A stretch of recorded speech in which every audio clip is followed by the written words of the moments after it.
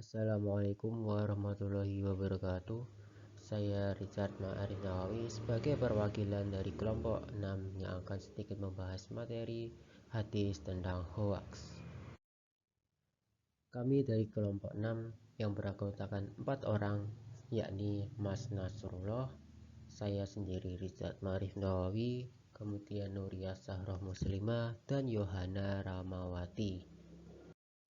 Pada kali ini saya akan membahas mengenai hadis tentang hoax. Yang pertama, pengertian hoax.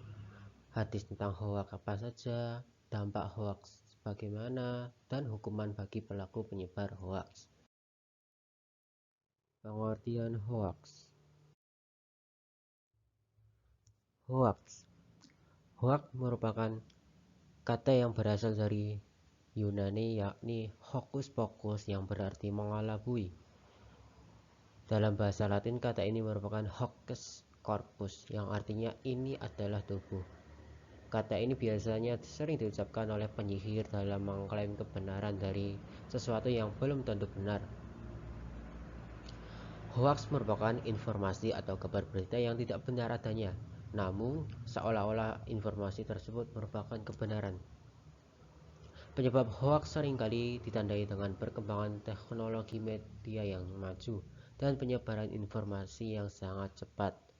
Hoax dalam bahasa Inggris disebut juga sebagai kebohongan, tipuan, berita palsu, kabar burung, atau kabar yang tidak jelas. Sedangkan dalam bahasa Arab, hoax disebut sebagai kazibun, buhtun, iftiroun, yang berarti bohong.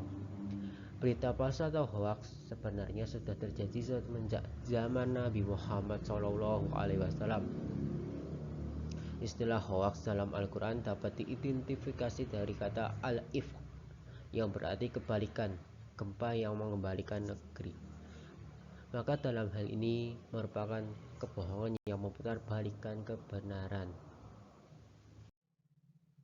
Dari beberapa pengertian yang telah saya jelaskan tadi, pengertian hoax dapat disimpulkan bahwa hoax merupakan kabar palsu yang ditujukan untuk menipu atau mempengaruhi pembaca, pendengar untuk mempercayai berita yang belum tentu ada benarnya. Sehingga kita sebagai umat Islam haruslah kembali pada pandangan Al-Quran dan hadis Rasulullah terhadap bahayanya menyampaikan berita hoax. Karena semenjak teknologi atau media yang semakin berkembang menjadi lebih cepat, hal ini menjadi kesempatan bagi masyarakat yang tidak bertanggung jawab untuk menyebarkan berita hoax. Selanjutnya, hadis tentang hoax. Beberapa hadis Rasulullah SAW yang melarang perbuatan hoax, yakni sebagai berikut. Qala Rasulullah SAW, kafa bil mar'i kazaban an yahlusa bikulli ma sami', yang artinya Rasulullah SAW bersabda, cukuplah seseorang disebut berbohong jika menyampaikan semua yang telah ia dengar. Hadis riwayat Muslim. Dari tafsir Ibnu Jauzi menafsirkan dua hal. Yang pertama, hadis ini dimaksudkan bahwa orang yang apabila mengetahui berita yang belum tentu ada benarnya, namun ia tidak menjelaskan kepada orang lain bahwa berita itu merupakan berita yang tidak benar, maka ia juga termasuk orang yang berbohong. Kedua, seseorang yang dapat dikatakan berbohong apabila tiap-tiap perkataan yang diucapkan tidak dapat dipercaya lagi. Hal ini disebabkan oleh sumber informasi yang telah dikatakan tidak jelas. Hadis ini menjelaskan bahwa seseorang yang dapat dikatakan dusta apabila ia menyebarkan berita yang belum tentu kebenarannya atau berita hoax tanpa mencari kebenaran.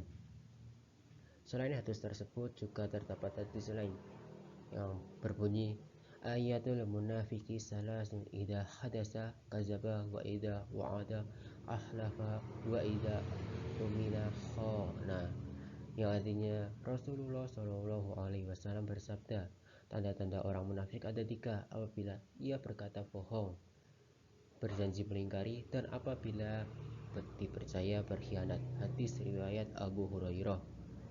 Hadis ini menjelaskan bahwa ciri-ciri orang munafik salah satunya ialah berbohong.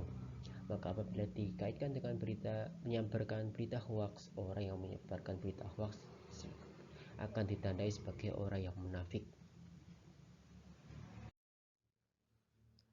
Dampak penyebaran berita hoaks. Beberapa dampak akibat penyebaran berita hoaks. Yang pertama, merugikan masyarakat. Hal ini dikarenakan berita hoaks berisi penipuan ataupun fitnah. Selanjutnya, nomor 2, berita hoaks menimbulkan opini negatif dari masyarakat karena dapat menyulut kebencian dan amarah. Ketika tidak mempercayai fakta lagi, berita hoaks dapat menjadikan masyarakat sulit membedakan informasi yang palsu ataupun asli. Yang keempat, menimbulkan rasa takut bagi masyarakat terhadap berita yang ditemui karena mereka merasa telah trauma akibat berita hoaks. Kelima, menurunkan reputasi bagi seseorang. Hal ini dapat disebabkan berita hoaks yang berisikan fitnah. Selain itu, berita hoaks juga dapat berbahaya bagi agama Islam. Hal ini karena berita hoaks dapat menyesatkan atau mempengaruhi pemikiran orang-orang. Hoaks yang membahayakan bagi umat muslim ialah tuduhan bahwa agama Islam merupakan agama terorisme, sehingga muncullah pemikiran bahwa pelaku terorisme berasal dari agama Islam. Tuduhan ini diluncurkan oleh pembawa berita hoaks untuk menimbulkan perpecahan bagi umat muslim. Oleh karena itu, sebagai seorang yang masyarakat di era serba maju ini, hendaklah kita untuk tidak mudah untuk mempercayai berita yang beredar tanpa adanya informasi yang pasti.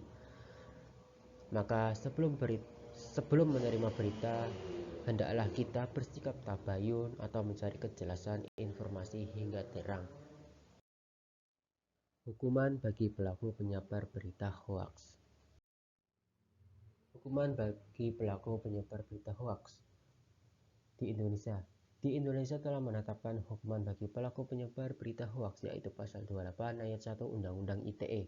Undang-undang ini berbunyi, setiap orang dengan sengaja dan tanpa hak menyebarkan berita bohong dan menyesatkan yang mengakibatkan kerugian bagi konsumen dalam transaksi elektronik, dan ini dapat diancam pidana sesuai Undang-Undang Nomor 19 Tahun 2016 Pasal 45A ayat 1. Bagi pelaku pelanggar undang-undang tersebut akan dipidana penjara minimal 6 tahun atau denda dengan paling banyak 1 miliar rupiah. Selanjutnya, hukuman bagi pelaku penyebar berita hoaks dalam agama Islam. Dalam agama Islam, berkata bohong merupakan tindakan yang dilarang dalam agama Islam.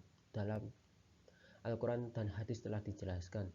Begitu pula tindakan menyebarkan berita hoaks yang akan mendapatkan balasan lebih besar daripada hanya berbohong. Bagi pelaku penyebar berita hoaks di dunia dan akhirat, kelak pasti akan menerima hukuman sesuai dengan kebohongan yang telah dibuatnya. Demikianlah beberapa hal yang bisa saya sampaikan. Sebelumnya saya mohon maaf yang sebesar-besarnya kepada para penonton. Apabila di dalam penyampaian tadi mungkin ada kesalahan kata atau beberapa pernyataan yang menyinggung penonton. Saya ini hanya manusia biasa yang tidak luput dari kesalahan. Mungkin itu saja. Sekian, wassalamualaikum warahmatullahi wabarakatuh.